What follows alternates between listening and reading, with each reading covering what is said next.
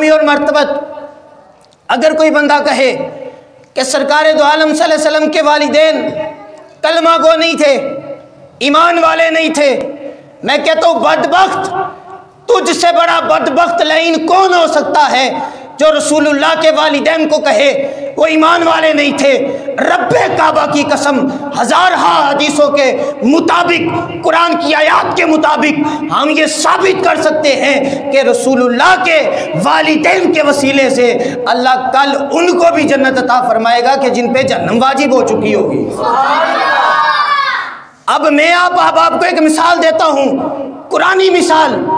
हजरत यूनुस अलैहिस्सलाम जिस मछली के पेट में रहे, अपने सीने पे हाथ रख के इस बात का फैसला करना और बताना कि वह बदबख्त कितना गंदा अकीदा लिए बैठे हैं जो सरकार के वालिदैन का ईमान नहीं मानते। हजरत यूनुस अलैहिस्सलाम मछली के पेट में रहे और हदीस के अल्फाज में आता है कल क़यामत वाले दिन जब हजरत यूनुस अलैहिस्सलाम जन्नत में जाने लगेंगे, आपको जन्नत के दरवाजे पे रोक लिया जाएगा, हुक्म होगा ए प्यारे यूनुस उस मछली को भी साथ जन्नत में ले जाओ जिस मछली के पेट में आपके कदम मुबारक लगे थे। हजरत यूनुस अलैहिस्सलाम, तवज्जो करो, ये वो नबी हैं कि जो नबियों के ताजदार नहीं है, यानी सारे नबियों के इमाम नहीं है। ये हजरत यूनुस अलैहिस्सलाम सरकार के मुक्तदी हैं। बोलो बोलो, मुक्तदी हैं। तो सोचो, मुक्तदी की ये शान है तो मुक्तदा की शान का आलम क्या होगा। अब हजरत यूनुस अलैहिस्सलाम नबी हो, कदम मछली के पेट में लगे तो क़यामत वाले दिन हुक्म होता है यूनुस मछली को भी साथ जन्नत में ले जा। तो जिस आमीना के पेट मुबारक के अंदर आमीना के लाल के कदम लगे हैं, कल क़यामत वाले दिन वो माँ क्यों जन्नत में नहीं जाएगी। आमीना का मतलब होता है इमानत रखने वाली। अब ये कोई थोड़ी इमानत है कि सरकार को 9 महीने अपने पेट मुबारक में रखा। और बोलो तो सही ना यार, पेट के अंदर 9 माह रखा, यानी माँ अपने लाल को 9 महीने पेट में रखती है। तो मुझे बताओ, सरकार के जिस जगह पे कदम लग गए हैं वो जगह बरकत वाली है। जिस माँ के पेट में सरकार कितना अरसा रहे, वो माँ की शान का आलम क्या होगा। आज गली गली में बकवास करते फिरते हैं, माँ बाप ने ईमान नहीं लाए। मैं क्या बदबख्ता जे, अगर सरकार दे वालिदैन ईमान नहीं ले आए तो फिर ईमान ले आया कौन है। और ये बात याद रखो, हज़रत अब्दुल मुत्तलिब रदी अल्लाह ताला अन्हु ये सरकार के दादा जान हैं। ये बैतुल, जब सरकार की विलादत होने लगी, हाजी साहब सरकार की विलादत होने लगी तो हज़रत अब्दुल मुत्तलिब रदी अल्लाह ताला अन्हु काबतुल्लाह का तवाफ कर रहे थे। अब हज़रत अब्दुल मुत्तलिब रदी अल्लाह ताला अन्हु, अब जो गार है ना मक्का शरीफ के अंदर, जिसके अंदर सरकार के ऊपर सबसे पहले वही नाजिल हुई, सूरत अलग नाजिल हुई, वहाँ पर सरकार के दादा जान जाकर चिल्ला काटा करते थे। सरकार के वालिद जाया करते थे, वहाँ पर सरकार जाया करते थे।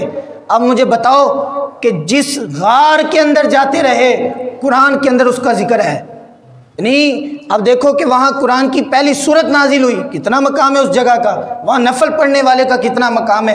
तो अब मुझे बताओ कि जहाँ सरकार कितने महीने रहे, उस माँ के पेट का आलम क्या होगा। आज लोग कहते हैं यतीम पैदा हुए। मैं क्या, आला हजरत अगे भी किसी ने मसला किया, उन्होंने कहा कि सरकार को कोई यतीम कहे, आला हजरत ने क्या बदबख्त नूं सरकार दी और कोई शान नजर नहीं आती।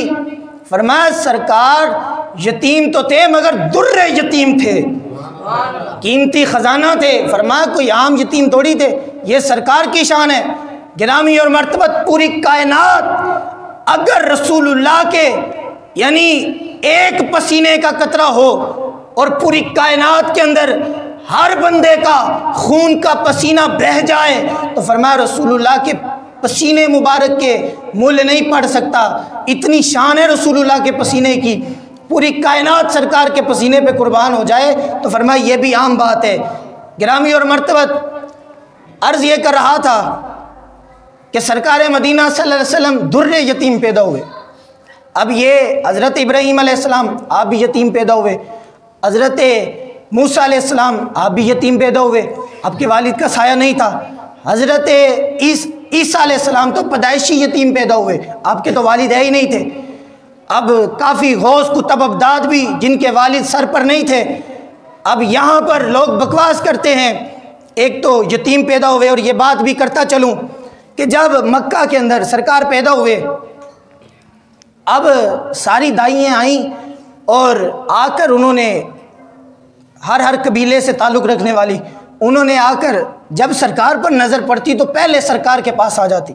इतना हसीनो जमील बच्चा, इतना खूबसूरत बच्चा, जब देखती तो सबसे पहले सरकार के पास आ जाती, आगे उठाती और देखती कि इतना खूबसूरत, इतना प्यारा बच्चा, और बच्चे को देखकर दिल आ जाता कि इसको मैं ही लेकर जाऊंगी। और जब जाने लगती तो हज़रत आमीना कान में कह देती कि ये यतीम है, इसका बाप नहीं है। तो साथ ही सोचती कि हम तो पैसे के लिए लेकर जा रही हैं, तो ये तो यतीम है, हमें क्या फ़ायदा होगा। बच्चे को छोड़कर चली जाती सरकार मदीना सल्लल्लाहु अलैहि वसल्लम को। अब हज़रत दाई हलीमा रज़ी अल्लाह ताला अन्हा, आप गरीब थी और आपके कपड़े भी मैले कुचैले, जूती भी टूटी हुई।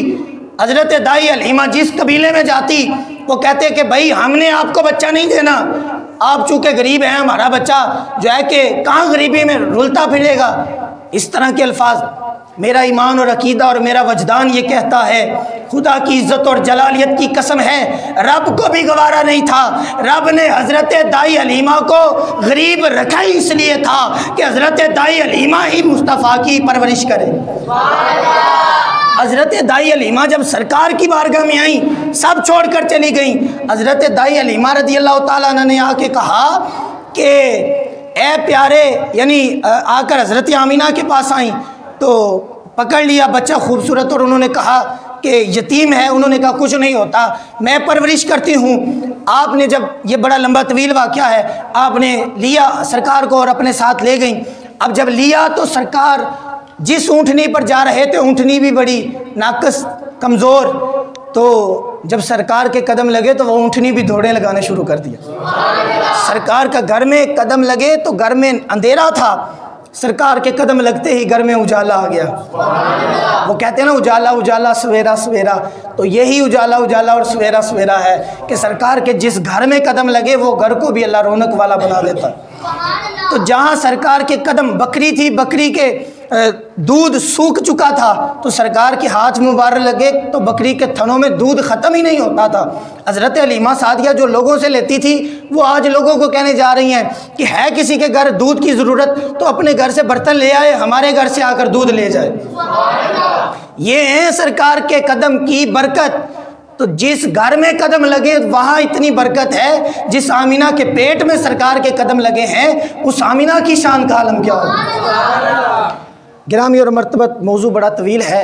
हज़रत गाज़ी इल्मुद्दीन शहीद रहमतुल्लाहि ताला अलैह आपके भी उर्स मुबारक की तकरीब है, उस हवाला से अर्ज़ करना चाहता हूँ कि हज़रत गाज़ी इल्मुद्दीन शहीद रहमतुल्लाहि ताला अलैह आपने मुसलमानों के लिए वो मुनफरिद किरदार अदा किया कि जिस वक़्त कोई मुसलमानों की सल्तनत यानी पाकिस्तान मार्दे वजूद में नहीं आया था, तो हज़रत गाज़ी इल्मुद्दीन शहीद रहमतुल्लाहि ताला अलैह आपने यानी जिस वक़्त देखा कि एक राजपाल नाम का बंदा, उसने गुस्ताखी कर दी सरकार मदीना सल्लल्लाहु अलैहि वसल्लम की शान अक़दस में, एक किताब उसने लिखी, तो एक बुज़ुर्ग सी हस्ती बाबा जी वो रो रहे थे।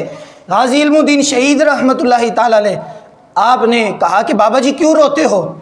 कहा कि यार आज मैं बूढ़ा हो चुका हूँ, तो मेरे हाथ भी कांपते हैं, टांगें भी कांपती हैं, तो काश कि मैं जवान होता, जवानी के लम्हात में होता, तो जिसने मेरे नबी की शान में किताब लिखी है मैं अपने हाथों से उसको कत्ल कर देता।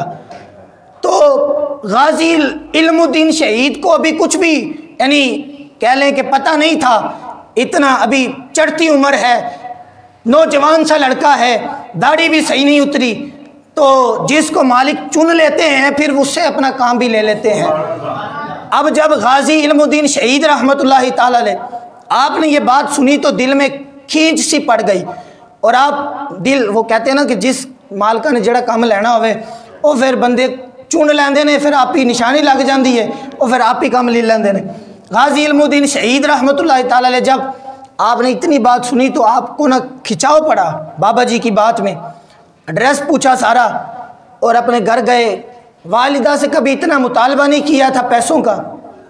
अपनी वालिदा से कहने लगे कि माँ जी आज मुझे पैसे चाहिए।